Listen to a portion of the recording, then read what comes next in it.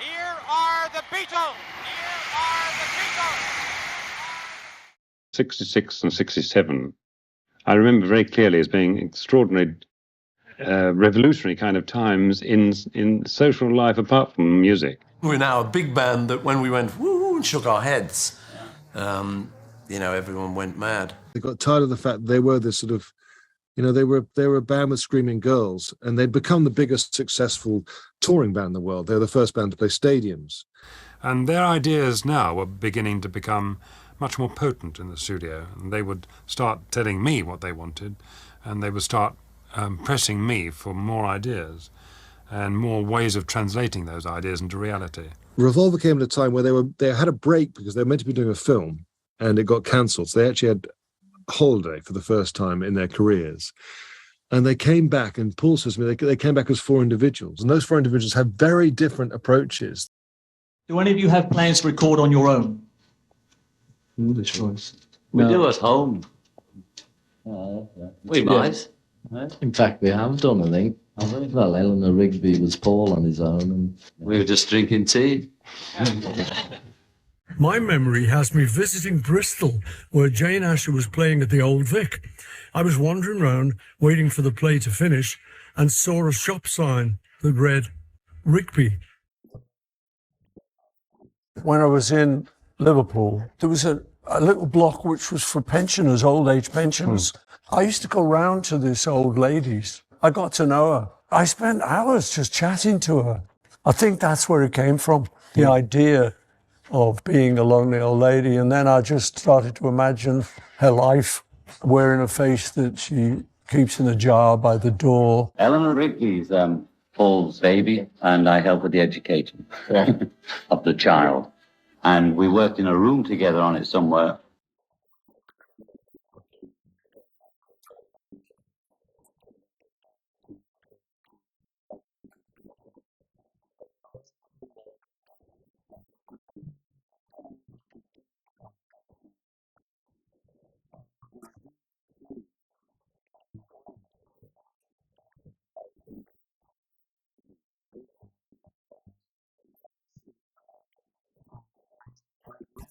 He only had the first verse. He didn't have the middle eight. Oh, look at all the lonely people. That bit, which was sort of.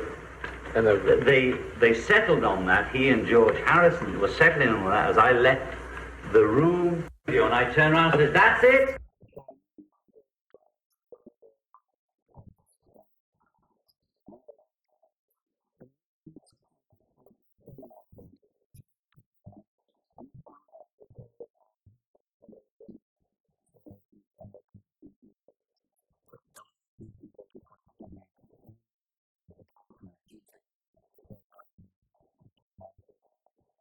But then years later, somebody else is researching this, and they said, in that village where where John used to live, there's a graveyard in the church, and there is a gravestone there to an Eleanor Rigby.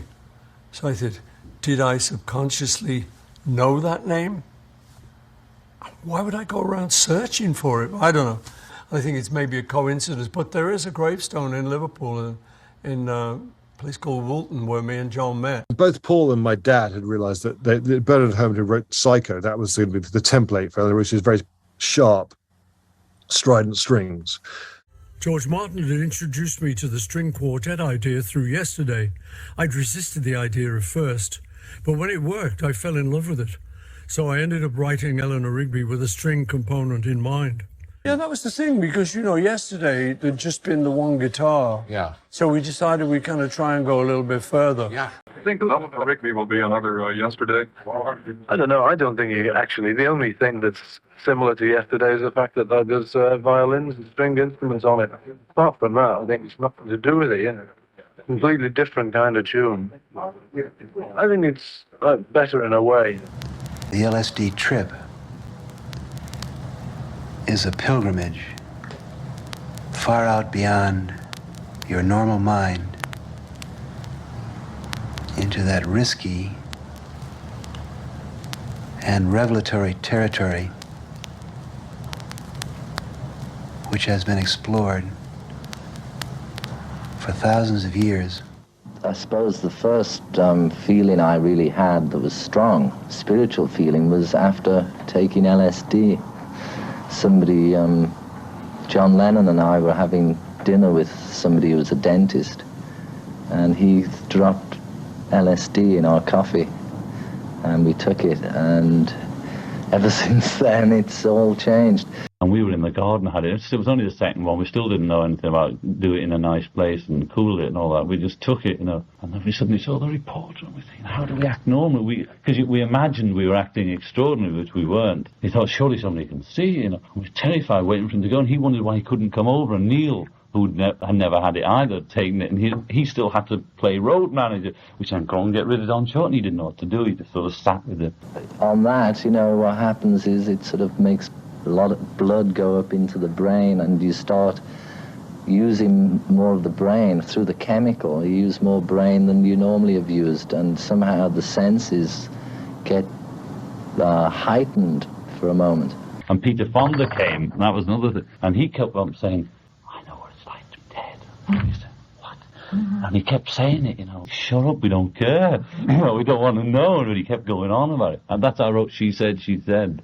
I know what it's like to be dead. Well, it was a sad song, you know. That was just an acidy song, I suppose.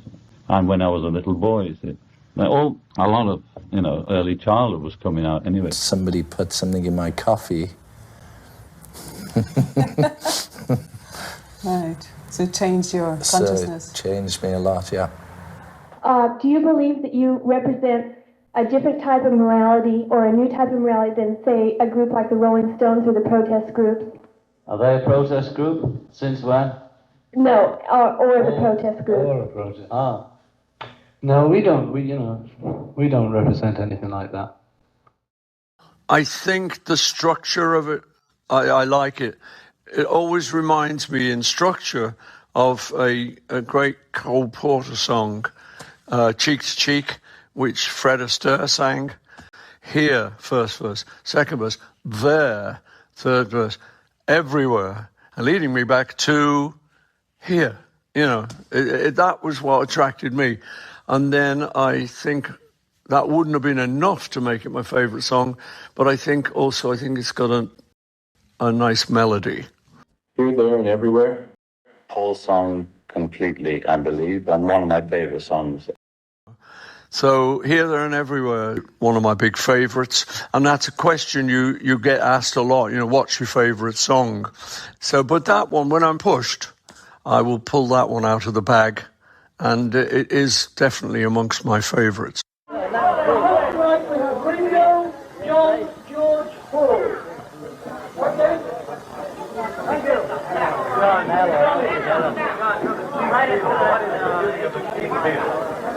Nothing.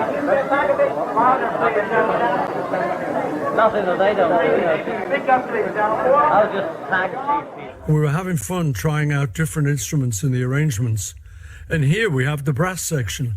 I've been listening to a lot of American R&B and soul, and there were horn sections on those records. Joe Tex, Wilson Pickett, Sam and Dave, people like that. That was enough impetus for me to think, I'll have a go at that. Beatles recording manager George Martin is another manipulator of sound. He's encouraged the Beatles to experiment in some recent sessions. Tape and electronics have brought an enormous new feel to music. You can speed it up, you can slow it down, you can turn it round back to front. Take the sound of an ordinary cymbal. Have a listen to this.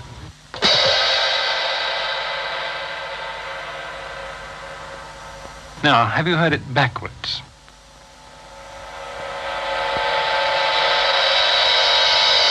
John got a spool of tape of the rough mix of the backing track to I'm Only Sleeping. And he didn't realize because the tape was tails out, and they just stuck it on a reel, and he put it on his tape machine and threaded the tail in forward and got it backwards. That's when he came in the next day and said, oh, yeah. Backwards. John, Paul, Harold, George.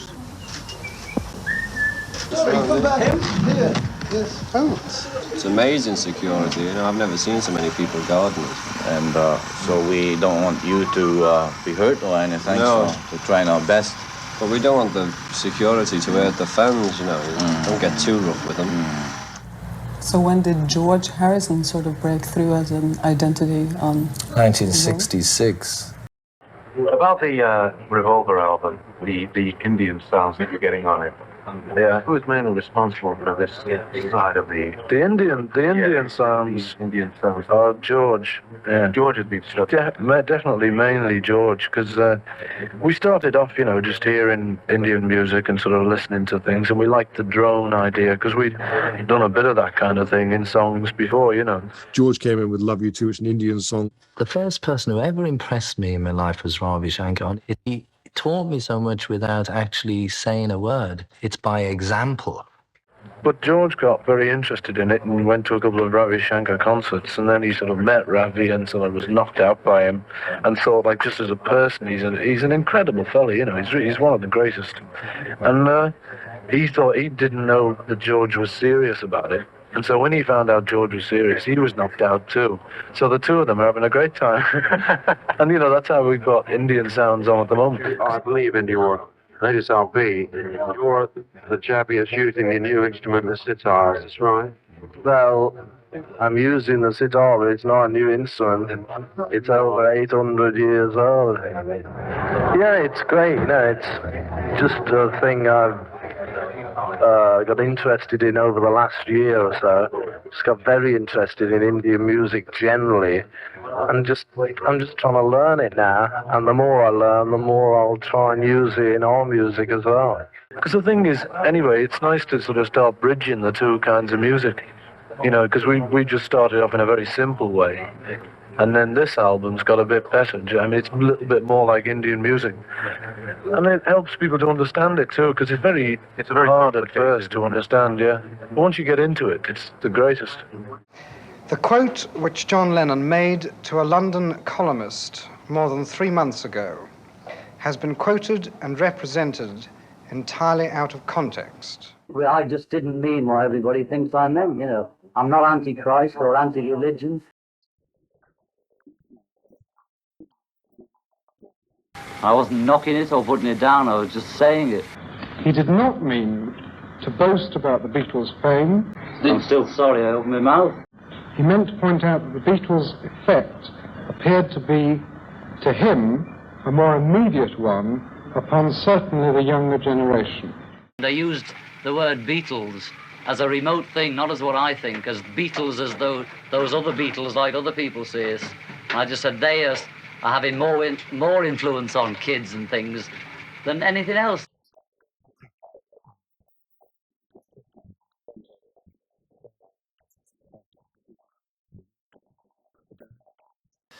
Down the south, they were having a field day. You know, but I'm not saying that we're better or greater or comparing us with Jesus Christ as a person. You've gone a long way from I Want to Hold Your Hand to Eleanor Rigby. And the raga and so on. What direction are you trying to move your music? The thing, we're just trying to move it in a forward direction. You know, you get so happy that you finally started earning money, and then you find out that you're paying more money to the taxman than you are. I mean, in those days, we paid 19 shillings and sixpence out of every pound, and that was with super tax and surtax and tax and stuff. And, you know, it was ridiculous, you know, a heavy penalty to pay for making money. Like, I think I'd talked to George a lot about the solo on Taxman. If you had a good idea for something, you'd say it. Yeah. But often the other guy would sort of say, well, you play it. John called me for the first time and asked me if I could come up with a cover. I couldn't believe it. And they said, come down to the studio and we play you the tracks we have up to now. And the music was so astonishing. This was just such a step into a direction which was not known. I'm a graphic designer, and whatever is necessary to get the message across of what the job is, that's what I'm going to use, and that's why I picked the collage. Paul, is it true you're going to get engaged to Jane Asher? No, it's not true. But you know what? Paul's one of my favorites of his too. Nice piece of work, I think. We'd be well into the album and we all knew that I'd be doing a number somewhere. Rather than trying to give him a very serious song, because he wasn't that keen on singing. So the idea came up to do that, and I just remember lying in bed, just that moment before you're going to sleep. There's a songwriting demo which is John singing Yellow Submarine, and I always thought it was a Paul song. I didn't realize it was John's. It was originally a John idea, and he's singing like a bit like Woody Guthrie, and 3/4 he's singing, in The Town Where I Was Born, and then obviously then you hear Paul getting involved, and Paul sort of developing into more of a pop song and making it 4/4, and the acceptance that John has with that. John, what exactly happened at Manila Airport? We got kicked and pushed about, and were very frightened. Well, how frightened were you, George? Terrified. So we got there and we got put into the transit lounge. And then we got pushed around from one corner of the lounge to another, You treat like ordinary passenger. Ordinary passenger, you were saying. If it's an ordinary passenger, he doesn't get kicked, does he? You were definitely in a foreign country with all the rules had changed, and they did carry guns after all, so, you weren't too sort of gung-ho about it all. Would you go to Manila again, George? Oh, no, I didn't even want to go that time. Me too. Yeah, because we'd heard that it was a terrible place anyway, and when we got there, it was proved. But it was really frightening. Well, it's probably the most frightening. I've never been back, actually. But I felt such resentment for those people. We just never go to any nut houses again. And it was on Revolver that, of course, we have the track Tomorrow Never Knows, which was a great innovation. And John walked in with Tomorrow Never Knows, which is an extraordinary record that he wanted to. I want to sound like a Himalayan monk, singing from a mountaintop. That's me and my Tibetan Book of the Dead period. John had this song which was all on the chord of C. Tomorrow Never Knows started with a backing track recorded here at Abbey Road Studios. That's Paul on bass and Ringo on drums, creating a sort of loopy, mesmeric effect. I mean, the drum sound on this I love it. It's a really great Ringo sound. To this, John added his vocal, with George playing tambura. And the expression Tomorrow Never Knows was another of Ringo's. It was a Ringoism, Well, I don't know what we're going to do about this. He said, well, I don't know. Tomorrow Never Knows. That was one of his. So I gave it a throwaway title because I was a bit self-conscious about the lyrics of Tomorrow Never Knows. So I took one of Ringo's malapropisms to take the edge off the heavy philosophical lyrics. That's the thing about Revolver. It's got a lot of groundbreaking oddities on it. And what also strikes me is just the open-mindedness they all had, including my dad, actually. And it was a very funny song from the start because John came up with the lyrics to it. And he'd just been reading Tibetan Book of the Dead. And he was dead impressed by it, very impressed. And he decided that he'd write the song. Because it was a bit of a radical departure, At least we'd had 3 chords and maybe a change for the middle 8 even, Nowadays you could do Tomorrow Never Knows, have all the loops up there on a keyboard, kind of emulator stuff, and you could have as many piano players and drummers and orchestras, whatever you wanted. But in those days, that's it. We were just a little dance hall band, and we never really thought of augmenting ourselves.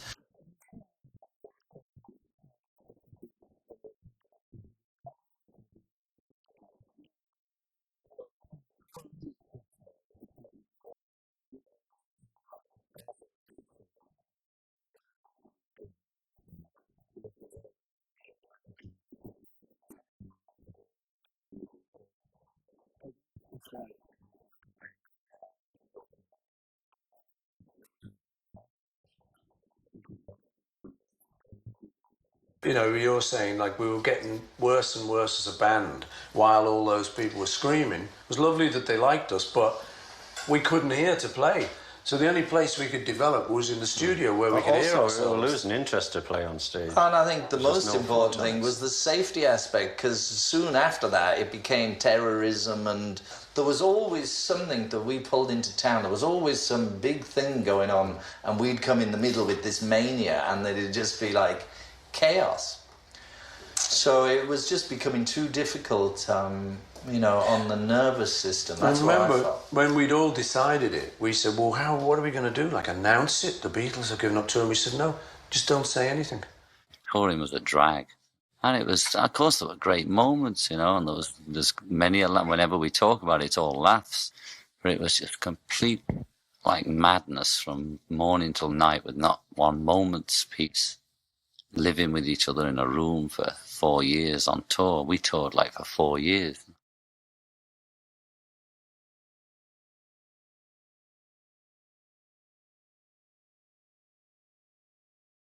Where can people generally get a sitar? India.